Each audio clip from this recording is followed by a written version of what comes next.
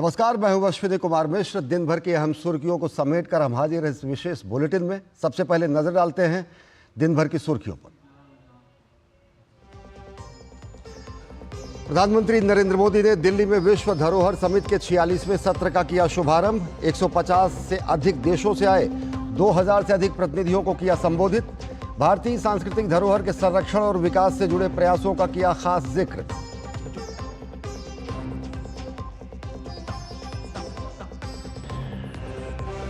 सोमवार से शुरू हो रहे संसद के बजट सत्र से पहले सर्वदलीय बैठक में अहम मुद्दों पर हुई चर्चा। दोनों सदनों की कार्यवाही सुचारू रूप से चलाने पर हुई बातचीत। विपक्षी दलों ने रखे सुझाव। सरकार ने महत्वपूर्ण मुद्दों पर चर्चा का दिया भरोसा।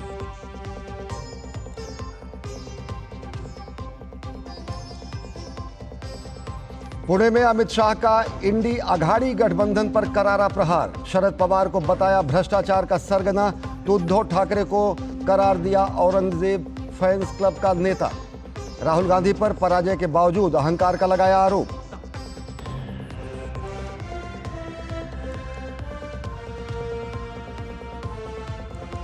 केरल में निपा वायरस संक्रमित मरीज की मौत के बाद बढ़ाए गए एहतियाती उपाय। केंद्र ने संयुक्त प्रकोप प्रतिक्रिया दल तैनात करने का किया ऐलान। मामलों की जांच, पहचान और रोकथाम के लिए राज्य में तकनीकी दल करेगा सहायता।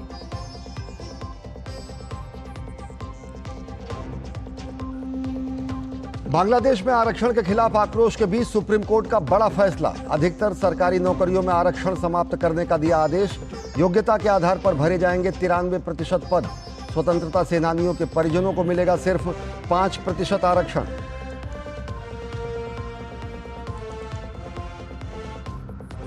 नेपाल में नवनियुक्त प्रधानमंत्री केपी शर्मा ओली ने संसद में हासिल किया विश्वास मत। प्राप्त किए 263 में से 188 मत। पुष्प कमल दहल प्रचंड सरकार से गठबंधन तोड़कर ओली ने सीपीएन यूएमएल के नेपाली कांग्रेस के साथ बनाई सरकार।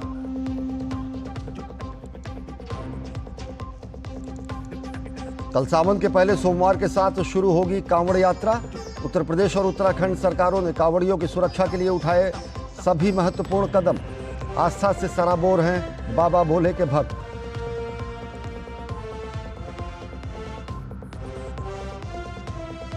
महिला एशिया कप क्रिकेट में भारत की लगातार दूसरी जीत। संयुक्त अरब अमीरात को 78 रनों के विशाल अंतर से दी शिकस्त। भारतीय टीम ने रखा 202 रन का लक्ष्य। जवाब में 20 ओवर में 7 विकेट खोकर 123 रन पर सिमटी यूएई की टीम।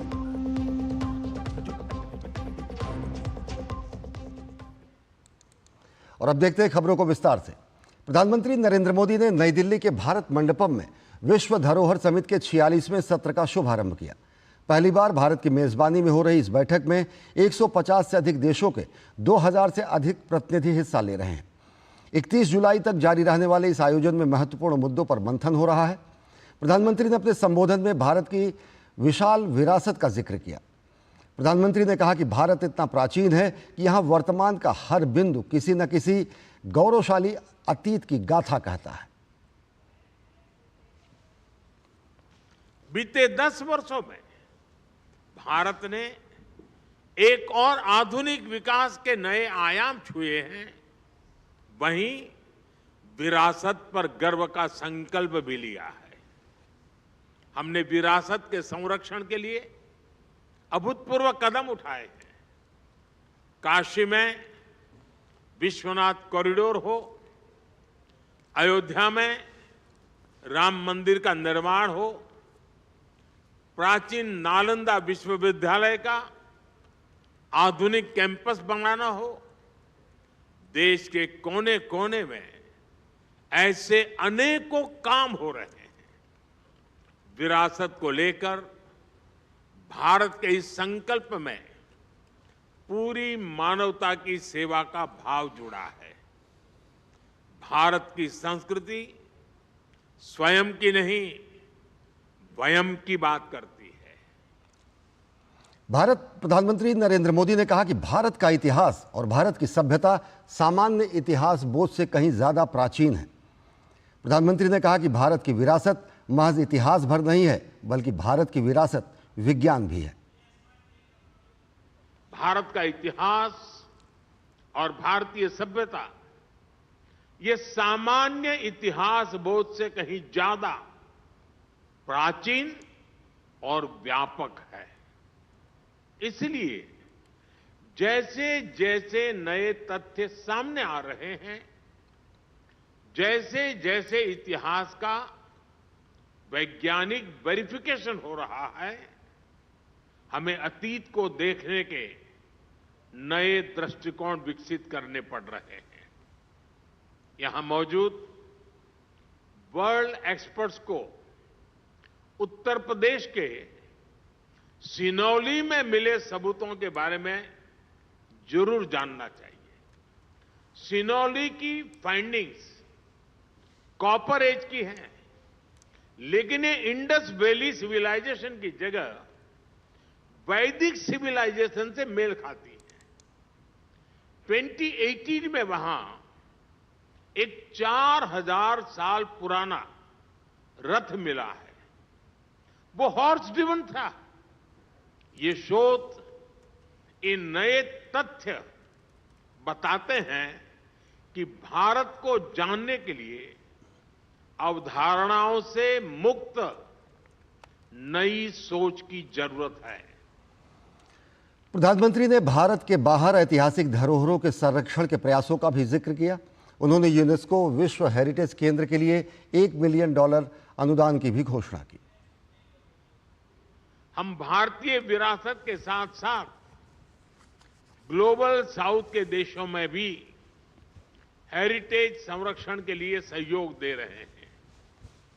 कंबोडिया के अंकोर वाट, वियतनाम के चाम टेम्पल्स, म्यांमार के बागान में स्तूप, भारत ऐसी कई धरोहरों के संरक्षण में सहयोग दे रहा है।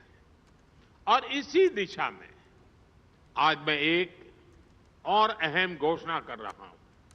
Bharat UNESCO world heritage centre के लिए $1 मिलियन का कंट्रीब्यूशन करेगा।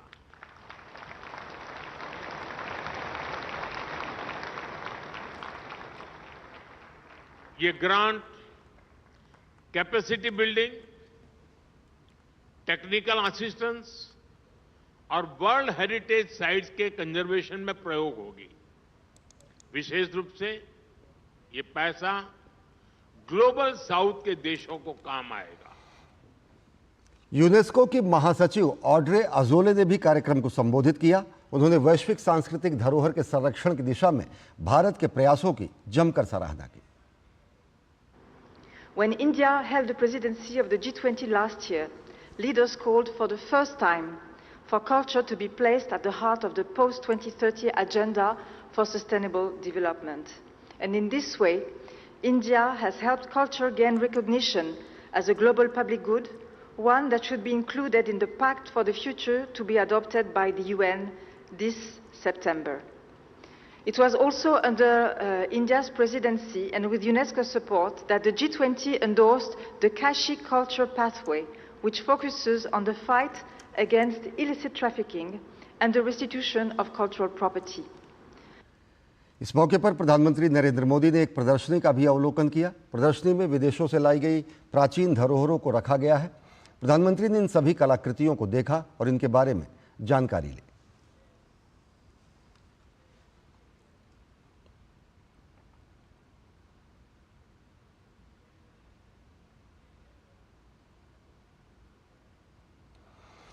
केंद्रीय गृह एवं सहकारिता मंत्री अमित शाह आज महाराष्ट्र में थे। उन्होंने शरद पवार और उद्धव ठाकरे पर आज जमकर निशाना साधा।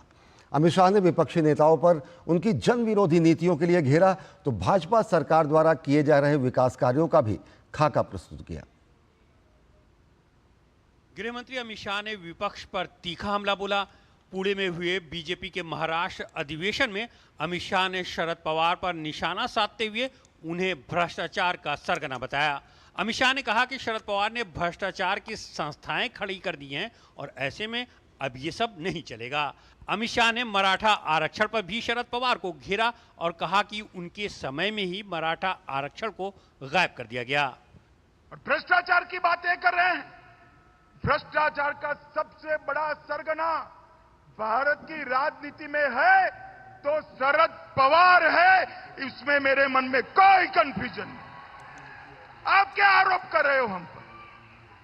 इस देश में कोई भी सरकार में भ्रष्टाचार को संस्थागत करने का काम, इंस्टीट्यूशनलाइज करने का काम अगर किसी ने किया तो शरद पवार आपने किया है, मैं डंके की चोट पर कहकर। इसके साथ ही अमित शाह उद्धव ठाकरे पर भी खूब बरसे। उन्होंने उद्धव ठाकरे को औरंगजेब फैन क्लब का नेता बताया। उन्होंने कहा कि औरंगजेब फैन क्लब देश की सुरक्षा सुनिश्चित नहीं कर सकता है। देश की सुरक्षा को औरंगजेब फैन क्लब सुनिश्चित नहीं कर सकती Bharatiya Janata party. Aurangzeb fan club कौन है? जरा जोर से बोलो, औरंगजेब फैन क्लब कौन है? ठीक है, अघाड़ी वाले हैं। और उसका नेता कौन है? श्रीमान उद्धव ठाकरे औरंगजेब फैन क्लब के नेता बने। अमित शाह ने कहा कि भाजपा ने समाज के हर तबके को न्याय दिलाने का काम किया है, जबकि विपक्ष ने सिर्फ झूठ फैलाया है। ये सिर्फ भ्रांतियां फैलाकर चुनाव जीतना चाहते हैं।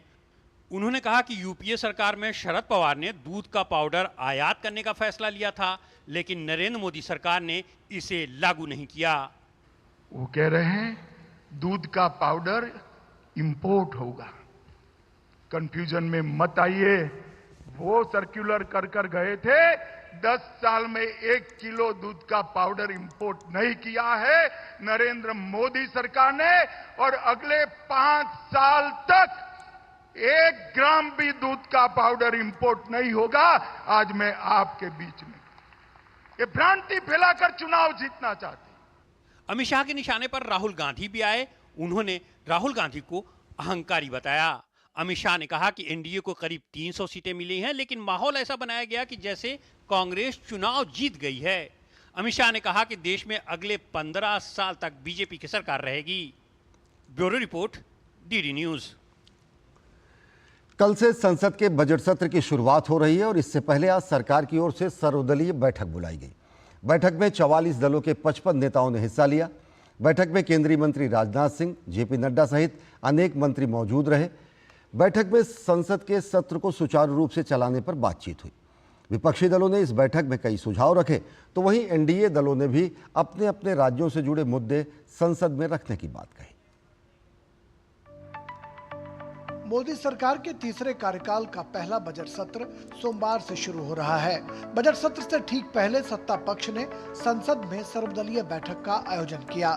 इस बैठक में 44 दलों के नेताओं ने शिरकत की, जिसमें रक्षा मंत्री राजनाथ सिंह, जेपी नड्डा, चिराग पासवान, अनुप्रिया पटेल, कांग्रेस के गौरव गोगोई, जयराम रमेश समेत सत्ता और विपक्ष के 55 नेताओं ने हिस्सा लिया।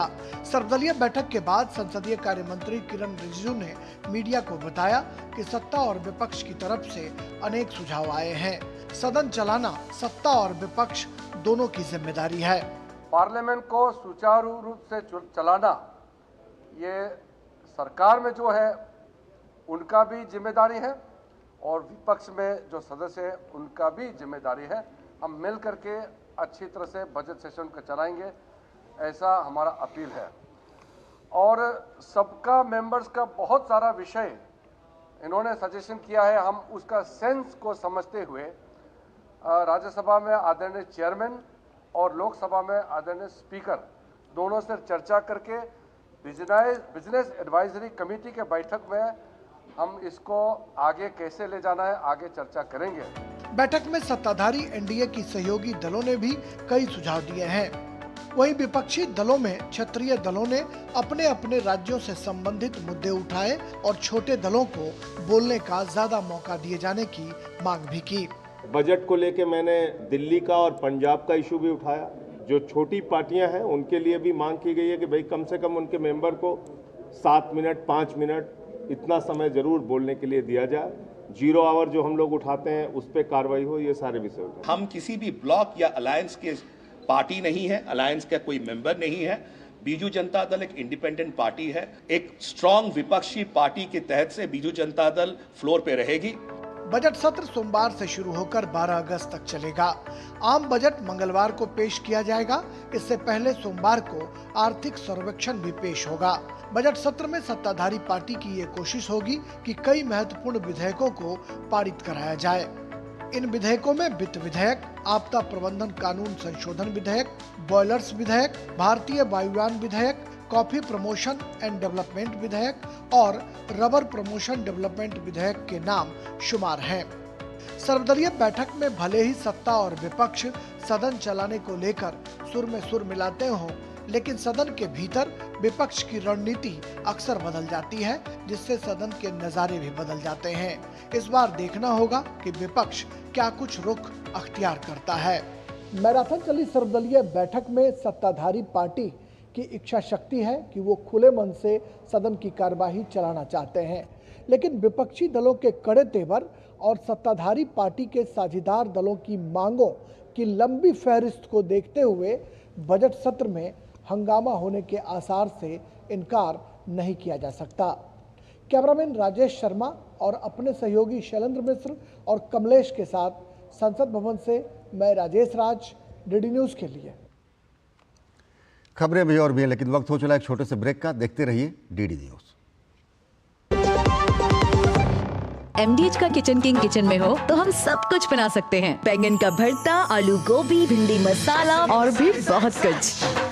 MDH। अरे क्या हो गया, पूरा का पूरा गांव यहाँ आ गया। भैया किसी हाथ से चारा खिलाते हो, तभी तो आपके गाय भैंसों की ब्याज सबसे ज्यादा है। पगले, ये चमत्कार इस हाथ का नहीं, हाथ में जो कपिला पशु आहार है उसका है, जो पशुओं की सेहत अच्छी रखता है और ब्याज भी बढ़ाता है। कपिला, देश का नंबर 1 पशु आहार।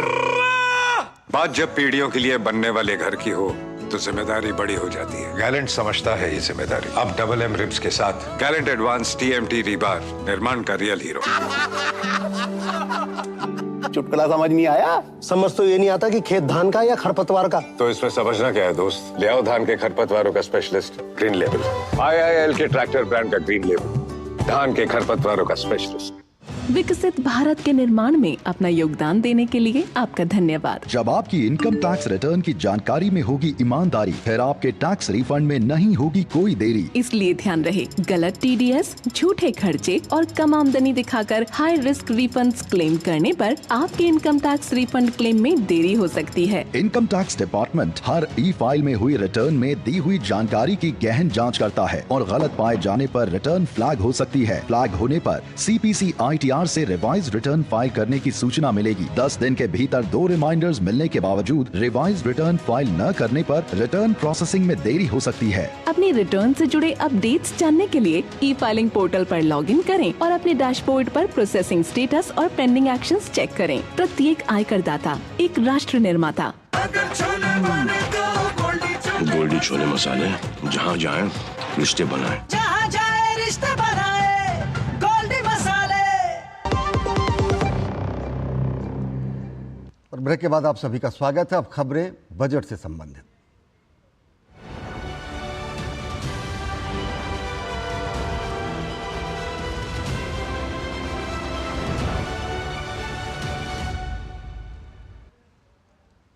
तेईस तारीख को देश को वित्त मंत्री निर्मला सीतारमण नया बजट देंगी। आगामी बजट को लेकर लोगों में काफी उत्साह है। तमाम उम्मीदों के बीच टैक्स पेयर्स का मानना है कि आयकर के स्लैब में वित्त मंत्री बदलाव कर सकती है और इससे टैक्स पेयर्स को फायदा मिल सकता है।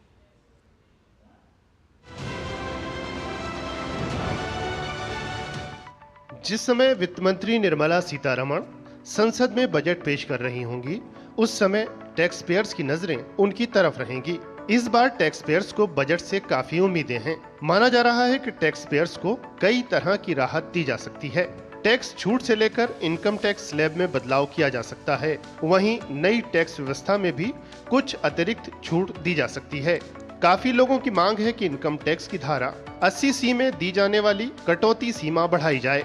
साथ ही टैक्स स्लैब में भी बदलाव होने चाहिए।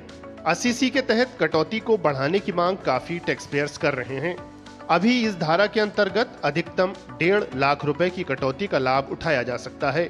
माना जा रहा है कि इसे बढ़ाकर 2 लाख रुपए किया जा सकता है। अगर ऐसा होता है तो इससे टैक्स पेयर्स को काफी राहत मिलेगी। बजट में स्टैंडर्ड डिडक्शन की लिमिट को बढ़ाया जा सकता है।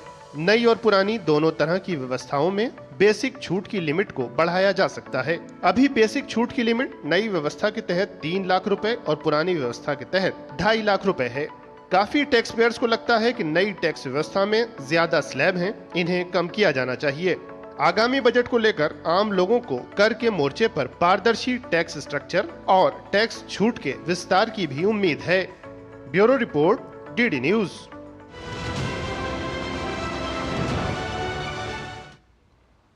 केरल के मल्लपुरम में नीपा वायरस से एक मरीज की मौत हो गई। पुणे स्थित नेशनल इंस्टीट्यूट ऑफ वायरोलॉजी ने इसकी पुष्टि की है।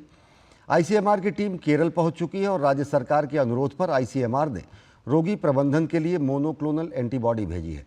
साथ ही नमूनों की जांच के लिए एक मोबाइल BSL-3 प्रयोगशाला भी कोझिकोड भेजी गई है। मामले में जांच के लिए महामारी विज्ञान संबंधों की पहचान और तकनीकी सहायता के अलावा राज्य की सहायता के लिए एक विशेषज्ञों की केंद्रीय टीम भी तैनात की जाएगी। केंद्र सरकार की तरफ से बीमारी को रोकने के लिए राज्यों को तत्काल सार्वजनिक स्वास्थ्य उपायों की सलाह दी गई है। केरल विधानसभा में विपक्ष के नेता VD सतीशन ने कहा कि नीपा संक्रमण फैलना बेहद खतरनाक है, लेकिन राज्य सरकार कोई भी काम नहीं कर रही है। उन्होंने आरोप लगाया कि सरकार न तो आंकड़े एकत्रित कर रही है और न ही कोई रिसर्च कर रही है। ऐसे में केरल की स्वास्थ्य व्यवस्था पूरी तरह चरमरा गई है। Public health in Kerala is in a dangerous situation. There are so many diseases like Nipah, cholera, H1N1 and Shigella, jaundice. It is everywhere. So we brought this matter on the floor of the assembly, and the deaths are increasing after the post-COVID effect maybe, or the effect of the vaccination maybe something. But government is not doing anything. Government has to do two things: proactive and reactive action. They are not doing anything. I am requesting all the public to cooperate with the conditions and stipulations initiated by the government to prevent Nipah. देश भर में शिक्षा, स्वास्थ्य और स्वावलंबन के विभिन्न प्रकल्पों के माध्यम से सामाजिक कार्य में जुटी महत्वपूर्ण संस्था सेवा भारती ने विभिन्न मीडिया संस्थानों में कार्यरत पत्रकारों के लिए स्वास्थ्य शिविर का आयोजन किया। दिल्ली में आयोजित इस स्वास्थ्य शिविर में शुगर, ब्लड प्रेशर, नाक, कान, गला सहित यूरिन टेस्ट और MRI, CT स्कैन, अल्ट्रासाउंड सहित अन्य बीमारियों से संबंधित मुफ्त जांच और परीक्षण किए गए। शिविर का उद्देश्य पत्रकारों के स्वास्थ्य एवं कल्याण को सुनिश्चित करने के साथ साथ उन्हें आवश्यक चिकित्सा सुविधा प्रदान करना है। शिविर में एलोपैथ, होम्योपैथ के विशेषज्ञ डॉक्टर पत्रकारों के स्वास्थ्य समस्याओं के निदान और परामर्श के लिए मौजूद रहे।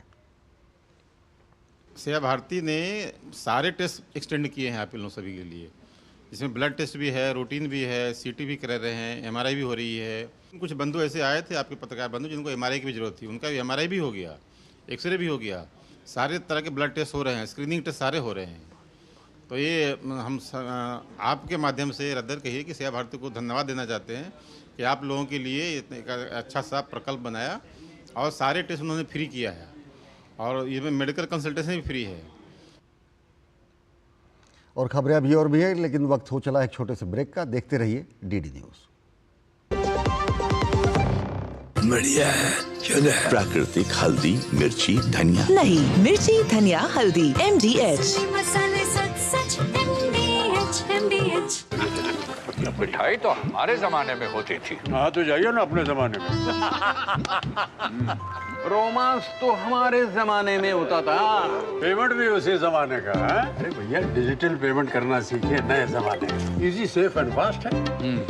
हमने तो इनको डिजिटल पेमेंट करना सिखा दिया। आपने ये सेल्फी लेते हैं, ये हमारे जमाने का है। RBI कहता है कि डिजिटल पेमेंट अपनाओ, औरों को भी सिखाओ। बात जब पीढ़ियों के लिए बनने वाले घर की हो तो जिम्मेदारी बड़ी हो जाती है। गैलेंट समझता है ये जिम्मेदारी। अब डबल M रिब्स के साथ गैलेंट एडवांस TMT रीबार, निर्माण का रियल हीरो। गोल्डी छोले मसाले, जहाँ जाए रिश्ते बनाए, जहाँ जाए रिश्ते बनाए, गोल्डी मसाले।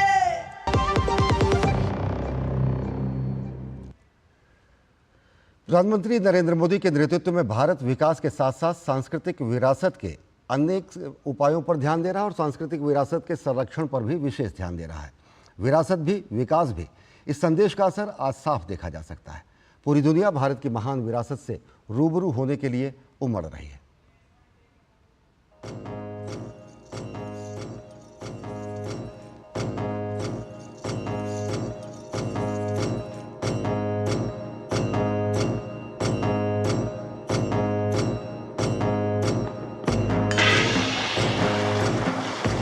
संस्कृति किसी भौगोलिक क्षेत्र विशेष और वहां के निवासियों की पहचान होती है।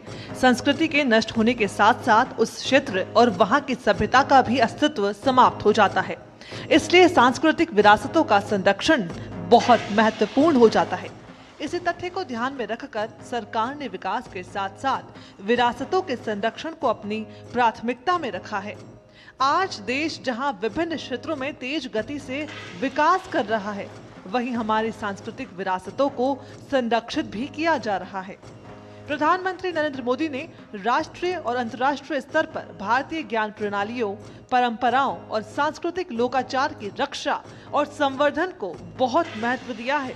उनके शब्द विकास भी विरासत भी अब मूर्त रूप ले चुके हैं। बीते कुछ वर्षों में कई जीर्ण शीर्ण हो चुके स्थलों का पुनरुद्धार किया गया है और एक के बाद एक लगातार यह सिलसिला जारी है। हेरिटेज केवल हिस्ट्री नहीं, बल्कि ह्यूमैनिटी की एक साझी चेतना है। हम दुनिया में कहीं भी किसी भी हेरिटेज को देखते हैं तो हमारा मन वर्तमान के जियोपॉलिटिकल फैक्टर से ऊपर उठ जाता है। हमें हेरिटेज के इस पोटेंशियल को विश्व की बेहतरी के लिए प्रयोग करना है। हमें अपनी विरासतों के जरिए दिलों को जोड़ना है।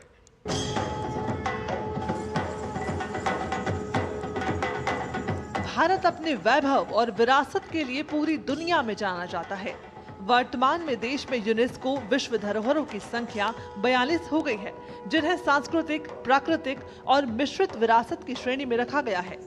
महाराष्ट्र की अजंता की गुफाएं, उड़ीसा का सूर्य मंदिर, आगरा का ताजमहल, पश्चिम बंगाल का शांति निकेतन, जयपुर शहर सहित कुल मिलाकर 34 सांस्कृतिक धरोहर हैं।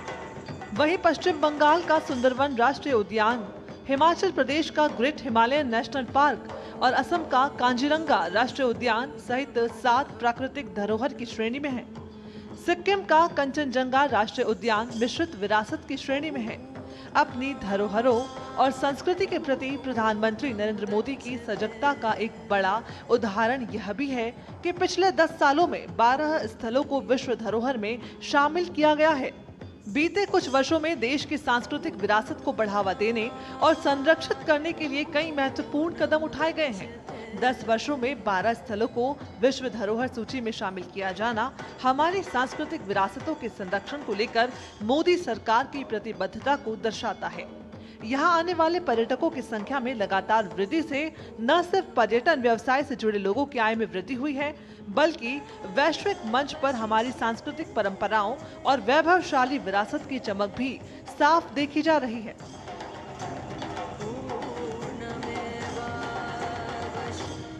Bureau report, DD news. तो विकास भी और विरासत भी गढ़े जा रहे हैं नए प्रतिमान। तो बुलेटिन में फिलहाल इतना ही। देश और दुनिया की ताज़ा तरीन खबरों के लिए देखते रहिए डीडी न्यूज। नमस्कार।